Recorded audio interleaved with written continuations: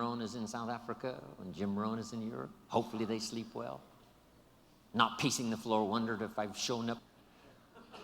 I wanted Mark to have the feeling, as long as Jim Rohn's there, everything's going to be okay. We all should earn that kind of reputation. As long as you're there, it's going to be okay. If it's in your hands, it's in good hands. That's the key. Next, admit your mistakes. Sometimes you've got to admit them publicly. Sometimes you've got to admit them to each other. Here's the big one, to admit them to yourself. And then here's sometimes, this could be some of the greatest new beginnings, is when you say, I'm sorry. It's a chance to start all over. Next is dignity. Heart and soul. If we were going to use a model for some of these words, it would be Mark Hughes. He had the dignity. He had the heart and soul. Next is faith. Faith in God, faith in others, faith in your family. A big one is faith in yourself. Here's one we all knew Mark for: class of spirit, class of manners, class that understands position, place. Here's a unique one, a touch of humility.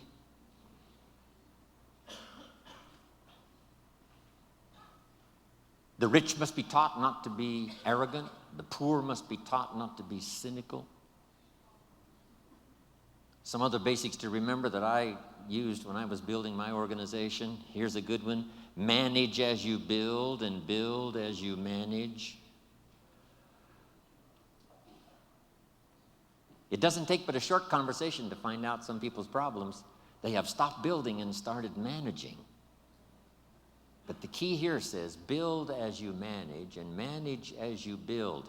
It probably wouldn't be too far wrong to use the old 80-20 rule here. Spend 80% of your time building and 20% of your time managing what you build. But it's easy to get the wrong numbers here and spend 20% of your time building and 80% of your time managing. What made me one of the world's best recruiters? Here was my time management in recruiting when I built my own organization. I spent about 75% of my time recruiting and 25% of my time training. It is easy to get the opposite numbers going and spend 25% of your time recruiting and 75% of your time training. Guess what pays the biggest money? Recruiting, talking to the next person. Talk to the next person. Talk to the person across the street.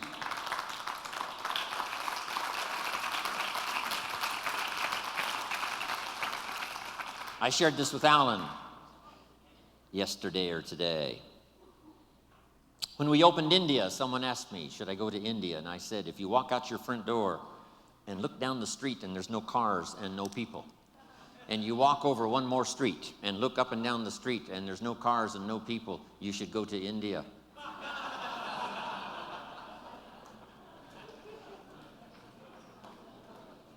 Let me give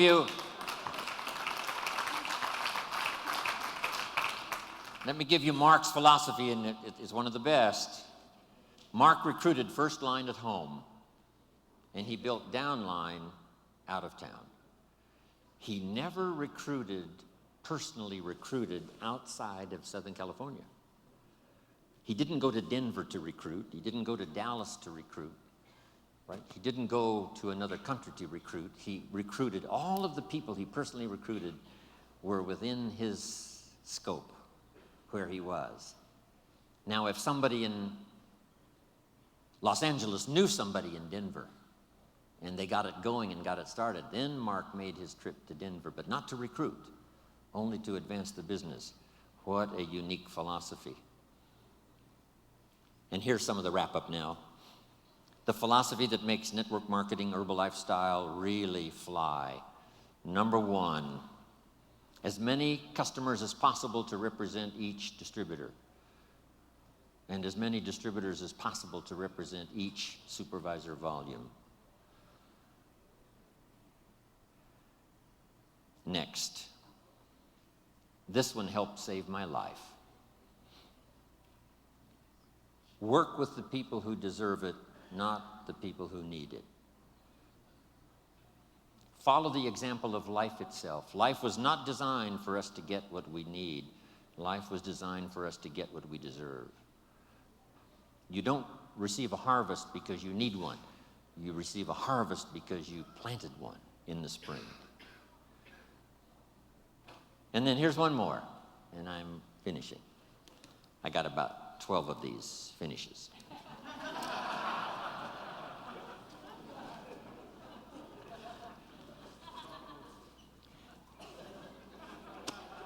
This one really did it for me now. Here it is.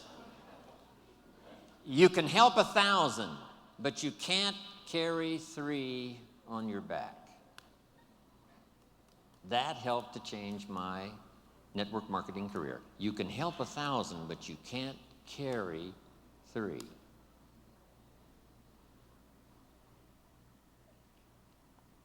Now, if you were Anthony Powell, maybe you could carry 1. Maybe 2 if they were small persons. But as big as he is, difficult to carry 3. So have you got that one now? You can help 1,000, but you can't carry 3. Here's one of the things I learned that built my business. Put people on their own, give people responsibility, show them how to do their own thing as quickly as possible, as quickly as possible, as quickly as possible. Accept the responsibility for their own sales, accept the responsibility for their own customers, accept responsibility for building their own organization quickly, quickly. Yes, we lend a hand. Yes, they attend our meetings. Yes, they come to our training. But as quick as possible, put people on their own. It's what network marketing, it's what being in business for yourself is really all about. But it's easy to get trapped into spending too much time just helping or letting 2 or 3 climb on your back, use up all of your energy and time, and you have no more energy left for the 1,000 you could help. And now with Michael's help, we continue the journey. Here's the third promise Mark made to me. He said, if we do it right, and I want you to underline those words because in the future as well as in the past, we've got to continue to do it right. As a distributor, as a sponsor, from the medical board to the executives of the company, to the staff that represents and helps Herbalife distributors around the world, to each distributor. Here's one of the keys to our reputation of the future, and that's doing it right. And we can borrow the clues from the past because we've done it right that has brought us to this incredible year after 24 years in business. We've done it right, and we're going to continue to do it right. Here's what he said. We can make a positive contribution to the lives of millions of people. Now that staggered my imagination. I could see thousands, I could see tens of thousands, I could see hundreds of thousands. That's not what Mark said. Mark said millions. Guess what it turned out to be? Millions. I learned very quickly to trust Mark's judgment and his vision because in those early years he could see much further down the road than I could. Wow. And over time, he affected me a lot more than I affected him. He taught me more than I taught him. It's true in the beginning, I was his mentor, counselor, advisor, friend, whatever. But over time, those years that I knew this extraordinary young man, he taught me more than I taught him. And it's true, with his partnership, we were able to reach and touch the lives of millions of people. What an extraordinary journey it's been for me. Now,